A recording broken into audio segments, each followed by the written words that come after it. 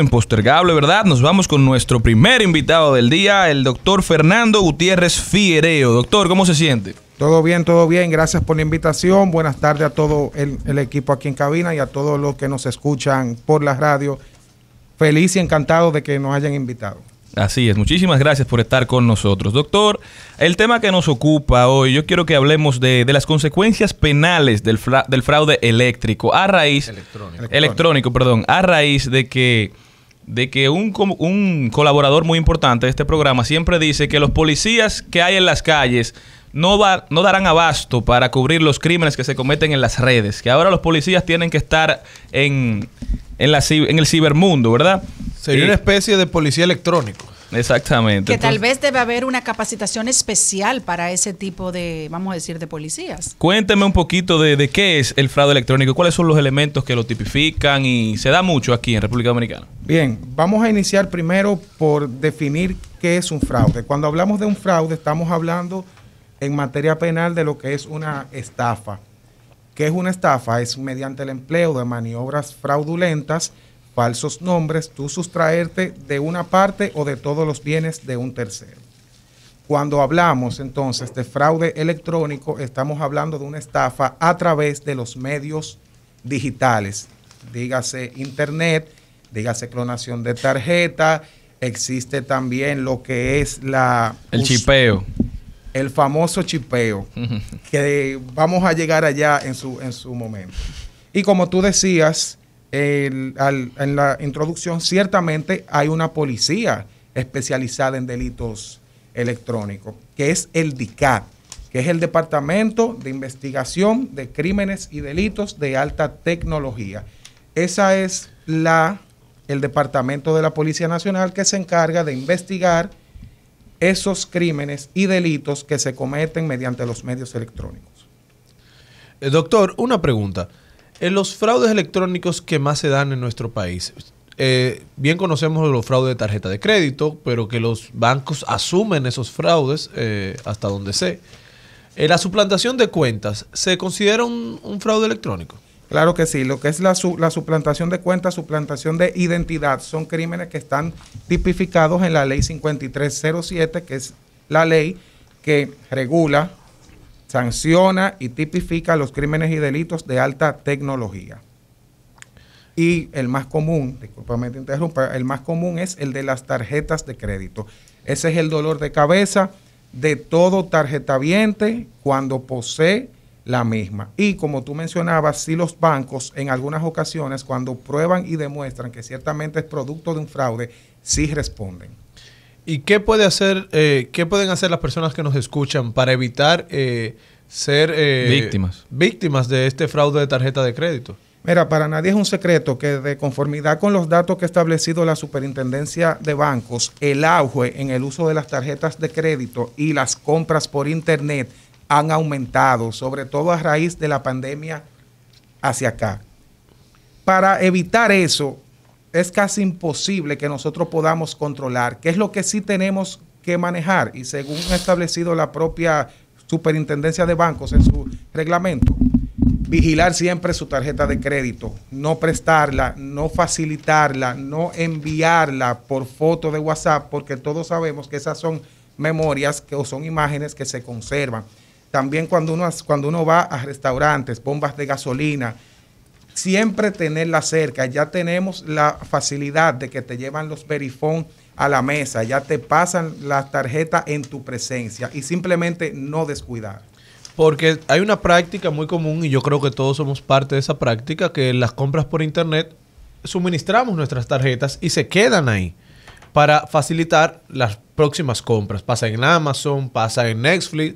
O sea, en todas esas plataformas digitales ya uno tiene su información crediticia incluida para que se hagan los pagos automáticos. ¿Usted recomienda eso o es una práctica incorrecta? Mira, eso es una práctica que se da porque incluso yo la tengo suscrita en ambas. Ahora bien, como tú has mencionado y hemos mencionado, los bancos son los responsables de la seguridad de las tarjetas. Así es. Me pasó a mí en particular, y esto es una anécdota, de que una tarjeta que yo tenía me iban descontando cifras insignificantes. Y como son cifras insignificantes de 200, 300 pesos, uno nunca le da el seguimiento. Pero llega un momento en cuando veo el estado de cuenta que iban alrededor de 20 transacciones.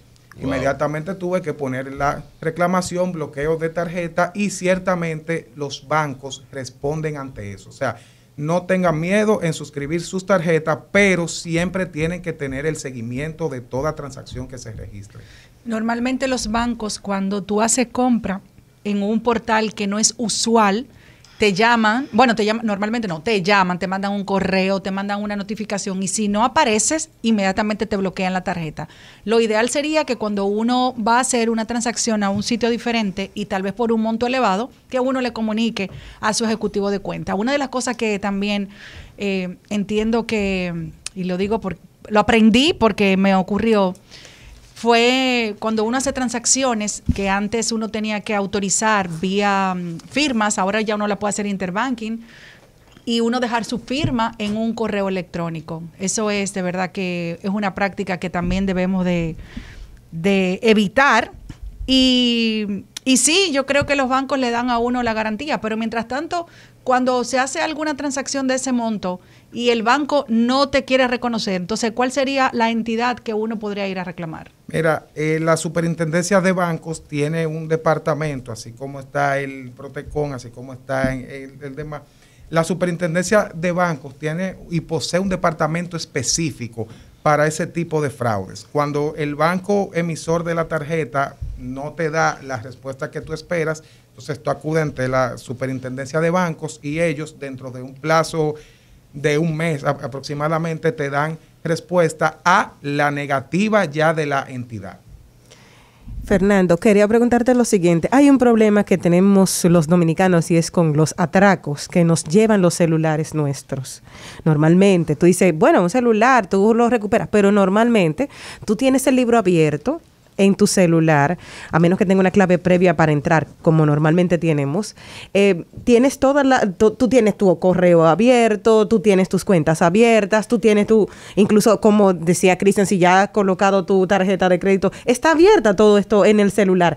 ¿Qué se puede hacer? Porque el problema es que muchas personas dicen, ay hombre, yo no voy, es tanto el proceso para tal vez ir al DICAT o a la policía. ¿Qué recomiendas tú en esos casos cuando nos roban y nos llevan los celulares? Que si se debe denunciar o no, porque la gente entiende que como el proceso es largo, debe de abandonar. Mira, ciertamente lo que duele más de un robo del celular no es el equipo en sí, es toda la información que contiene, pero dentro de la tecnología, y cada vez vamos avanzando, toda la información que tú posees en un celular a través de una PC, una computadora de mesa, tú la puedes bloquear. Inmediatamente te sucede, tienes que reportarlo. ¿Por qué? Porque toda la información tuya que se registre en el celular puede ser utilizada para crímenes posteriores. ¿Por qué? Porque ellos poseen todo. Tienen tu identificación, tienen tu ubicación, tienen tus contactos, que es lo más importante. Y ahí radica el tema de que desde las cárceles llaman a los familiares haciendo creer que ha pasado algún evento y lamentablemente por una tarjeta de llamada de 100 o 200 pesos. O sea, es increíble. Ahora, los procesos sí son largos, pero lo principal es denunciarlo.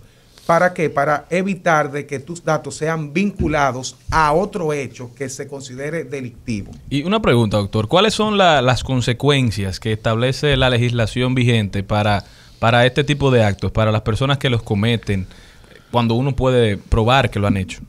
Mira, en cuanto a la estafa, el Código Penal habla de 6 meses a 2 años. Ahora bien, cuando hablamos de la estafa mediante los equipos electrónicos, como tú mencionabas al inicio, Charlie, el tema del famoso chipeo, lo que habla es de pena de 3 meses a 7 años y multa de 10 a 500 salario mínimo. O sea, que hay que reformarlo eso, porque a raíz de la poca, ¿verdad?, persecución y de la poca pena imponible, la gente no le tiene respeto a esa acción. Mira, tú sabes que las leyes se van modificando en el tiempo. A medida de que los delitos se van perfeccionando o evolucionando, las leyes se van modificando. En cuanto al Código Penal, tenemos un código totalmente napoleónico. No establece lo que es el feminicidio, no establece lo que es el autor intelectual. Bueno, este es el procesal penal. Pero en cuanto al penal, que es el que establece las penas, no tenemos la figura del feminicidio, no tenemos la figura del autor intelectual, no tenemos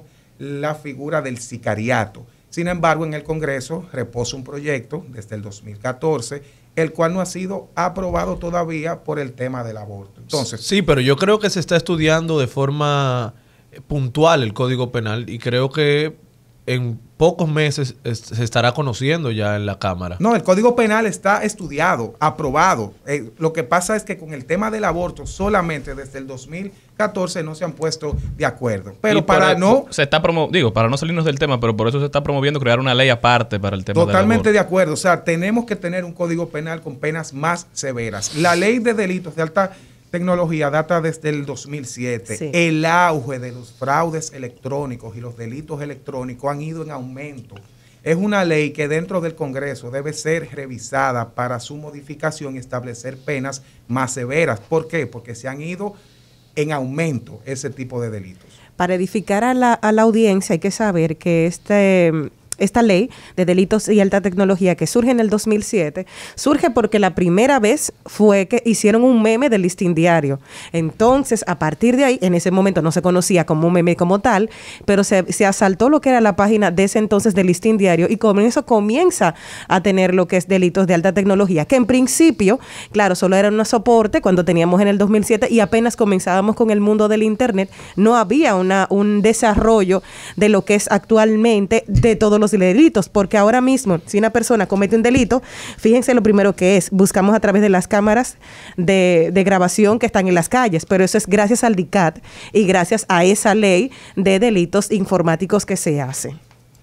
Bueno, pero yo creo que lo que se evidencia a raíz de todo esto es que realmente necesitamos penas mucho más fuertes, porque verdaderamente tú sabes el daño que se le hace a una gente cuando le clonan una tarjeta, cuando le hacen el phishing, cuando usted se hace pasar por otra persona y hace que le transfieran una cantidad de dinero. A mucha gente eso no le afecta, pero cuando te clonan tu tarjeta o te gastan todo el tope de tu tarjeta y te dejan endeudado, tú fácil duras un mes sin tener acceso a tu dinero. Y cuidado, si el banco te lo reconoce, que en muchos casos, depende de la manera en que tú hagas la demanda, puede que no lo haga. Y en lo que el banco estudia el caso, tú tienes que ir pagando los montos consumidos. O sea, el banco no te libera del pago, aunque luego te retribuya el pago. Así es. Mira, con el tema de las tarjetas de crédito, hay dos aspectos en cuanto a la clonación. Lo primero es que la persona que lo clona la utiliza para su consumo.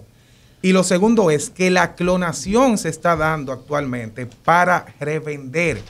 Hay páginas donde tú compras la tarjeta clonada. Hay páginas donde tú compras el Social Security de las personas, establece un número de cuenta X y la famosa ayuda del gobierno le cae a esa persona. O sea, el delito de tecnología ha ido tanto en aumento que ya tú por internet compras tarjetas clonadas, tú por internet compras datos de personas. ¿Y la policía no interviene en este tipo de páginas o que no tienen fuerza para poder intervenir? El DICAT, que son los llamados a este tipo de seguimiento de delitos informáticos. Mira, esa es una buena pregunta y sin ánimo de que se entienda que uno está siendo didáctico, sino que lo que uno tiene es que estudiar la materia. Oye, ¿qué sucede con eso? Es difícil, pero no imposible. ¿Por qué? Porque hay un programa muy famoso donde se cambia el IP. Yo aquí sentado puedo comprar entrar a la página y comprar una, pero la dirección IP me aparece en otro país, ni siquiera en el mismo país, ni siquiera en un pueblo diferente, en otro país. Es un programa que se da también, que se utiliza porque no es tan malo para Netflix, por ejemplo. Tú pones, hay series que se ven en Estados Unidos y series que no se ven, que se ven en Estados Unidos y aquí no. Entonces tú cambias tu dirección IP mediante ese programa y te aparece tu cuenta como que tú estás en Estados Unidos y tienes acceso. Entonces, por eso el rastreo de la policía es muy, muy difícil. Porque cambian la dirección IP desde donde están, desde donde compran la información, y entonces ahí la policía no puede tener esta. Y eso no hay forma de mejorarlo, porque eso tiene un rato así ya, varios años. Tiene varios años y todo entró en auge con la pandemia y la ayuda que daba el gobierno. De ahí es que ha venido en auge el famoso tema de los chipeos, pero el tema de tarjetero y clonación de tarjetas, eso viene desde hace mucho tiempo. Claro, y hay muchísimas otras modalidades. Pero en conclusión, doctor, porque tenemos que ir cerrando, yo creo que usted ha dado una explicación magnífica. Hay mucha gente que debe haber aprendido lo necesario para evitar que estas cosas le pasen o para por lo menos ponérsela más complicado, ¿verdad? Porque evitarlo uno no incide mucho en eso. Pero en conclusión, doctores, si usted no participó en una rifa y lo llaman para darle un premio, no lo acepte, no se emocione, no dé su número de teléfono, no meta su información en una página que usted no sabe la procedencia. O sea, cuídese, porque hay mucha gente, la realidad es que hay mucha gente buscando beneficiarse de su información. ¿Es así o no es así, doctor? Así es, y vuelvo y les reitero, todo eso se da desde la cárcel, de ahí es que está el proyecto por parte de la Procuraduría y la Dirección de Prisiones de bloquear las celdas que transmiten señal desde los recintos carcelarios. Pero eso una vez ocurrió y entonces lo que no entiendo por qué lo vuelven a poner. Al parecer la tecnología no ha llegado tan a ese nivel o se han ido perfeccionando en cuanto a la forma pero de cometer. Ahí hay otro factor, doctor, porque si es una persona que está subyúdice, que comete el hecho, usted no puede juzgarlo otra vez. Sí, claro que sí. Recuerda que lo que la Constitución te prohíbe es juzgar por el mismo hecho. Sí, pero si está cumpliendo una pena ya, yo no puedo someterlo a otra una vez cumplida. Aquí no hay cúmulo de pena. No, exacto. Aquí no hay cúmulo de pena, pero sí, dentro de la pena tú estás purgando la otra. Entonces te someto y te aplico la pena mayor. Y te aplico la pena mayor no. Si por ejemplo yo estoy pagando 20 años por un homicidio y cometo un delito de estafa, que lo que conllevan son 2 años, si me juzgan dentro de los 20 años, yo dentro de los 20 estoy pagando los 2. Bueno. No es que después de los 20 yo voy a cumplir 2. No. Dentro de los 20 yo pago los 2. 2 delitos por 1. Sí, el 2 por 1. Ahí es que estamos con la necesidad de la implementación de lo que es el Código Penal, que sí habla de cúmulo de pena hasta 60 años, sí habla de que las penas pueden ser sumadas, o sea, es una necesidad que urge precisamente para reducir un poco ese impacto que estamos teniendo. Doctor, por último, lo del WhatsApp que usted decía para que nuestros oyentes no puedan edificarse, ¿cómo se está haciendo ese delito que usted hablaba en principio a través del WhatsApp? A través del WhatsApp se daba sobre los famosos mensajes de que tú saliste agraciado con una rifa donde tú no has participado, como bien mencionaba Charlie, de que tu familiar tuvo un accidente. Atención a los que nos escuchan, cuando le llega un mensaje de eso, comuníquense con su familiar, no accedan a nada. No transfieran tan rápido.